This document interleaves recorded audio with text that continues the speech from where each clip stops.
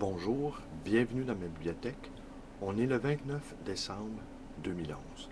Ce matin, je vais vous lire quelques poèmes de Paul-Marie Lapointe, tirés de son ouvrage, son anthologie, Le réel absolu. Mais je dois vous raconter quelque chose auparavant. Quelques jours après le décès de Paul-Marie Lapointe, j'ai rêvé que j'étais chez lui, que j'étais assis dans son salon et que nous échangions tranquillement des banalités. Paul-Marie Lapointe, en véritable poète, était probablement très peu poète dans sa vie quotidienne. Un homme, en somme, comme les autres. Et j'étais étonné dans mon rêve de le voir si peu poète. Et tout à coup, par la fenêtre de son appartement, on a vu défiler un cortège de ce qui nous avait semblé un cortège un cortège funéraire grec, car on y voyait flotter le drapeau de la Grèce, et on voyait des Grecs en costumes traditionnels, et certains d'entre eux étaient déguisés en oiseaux. Alors, on s'est dit étonné de cela. Et s'en est suivi un autre cortège, où là, on voyait des gens qui étaient tout simplement déguisés en oiseaux, comme si ils défilaient à une quelconque parade ou un mardi gras, disons, de la Nouvelle-Orléans. Et, et là, Paul-Marie Lapointe m'a regardé et m'a dit, eh bien, je pense que je suis mort. Rêve étonnant, n'est-ce pas? Planète de peur blême, mon crâne défoncé.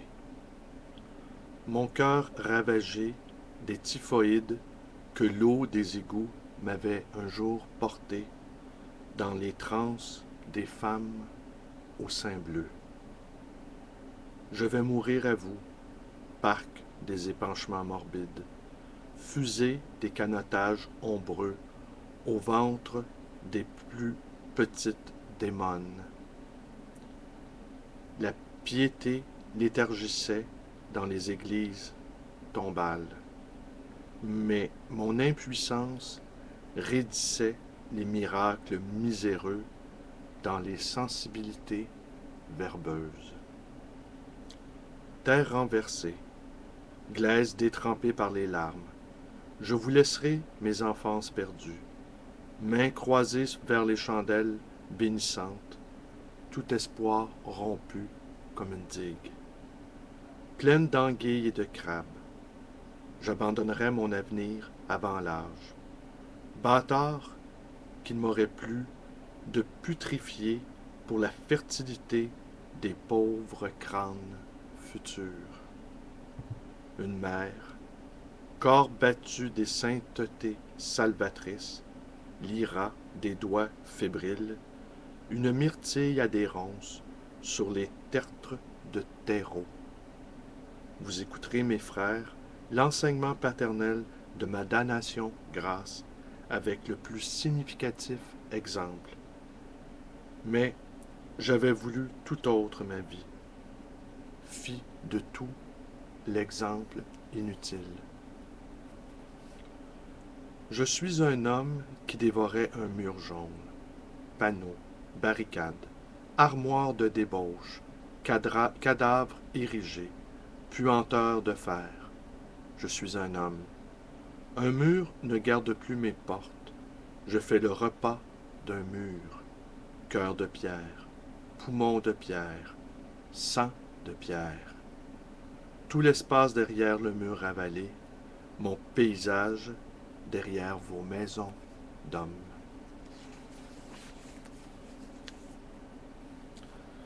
Ma sœur de désespoir, les grands gestes aux fenêtres de vent d'ouest, la cigarette est éteinte.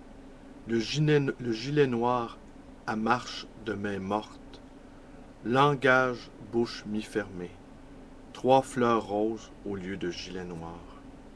J'ai marché dans le parc. On a desséché le lac, les arbres, les cloches, au-dessus du parc. On fait le tour. Mais le chat, pourquoi choisit-il pour traverser la rue? Le moment d'une automobile. Deux jambes merveilleuses, je lui disais. J'ai la chair détachée de moi. Maison de chair liée. On est en plein de bateaux noirs. Un arbre un peu vert, un peu rouge. Je m'enfermerai dans mes portraits jusqu'au jour.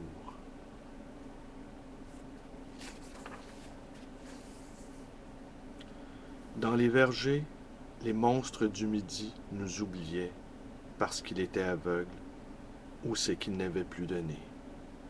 Ainsi nous allions aborder le futur de cristal, le palais de chaque espoir, de chaque moire. Et déjà les plus agiles, surgis des cachettes de fourrure, les singes de 100 membres et tout le troupeau, on courait l'un devant l'autre, file indienne, on est libre.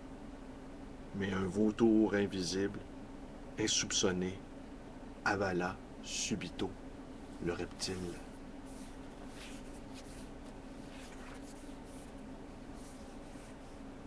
Chambre chaude, cise dans les fenêtres, les papiers bien rangés dans les tiroirs, peau de gouache, poison contre les mythes. Des repos inadmissibles poussent dans les vases de turquoise. On est un gros chat qui chauffe son cœur à deux bûches.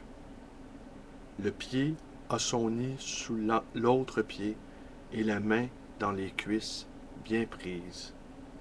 On conte des histoires à une oreille qui est clouée sur le mur.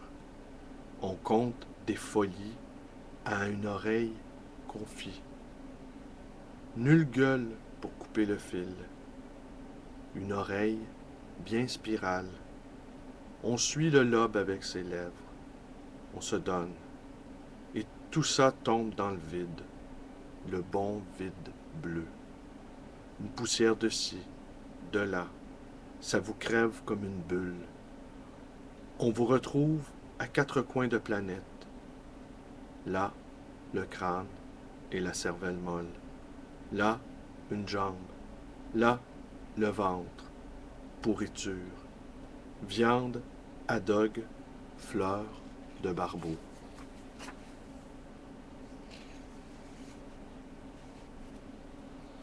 Tu étais cette main, cette marche douce dans les coups le soir. Les jardins versicolores et les maisons cises au bord des yeux.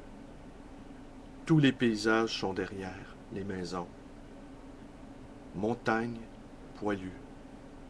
Baiser sur les seins quand il pleut.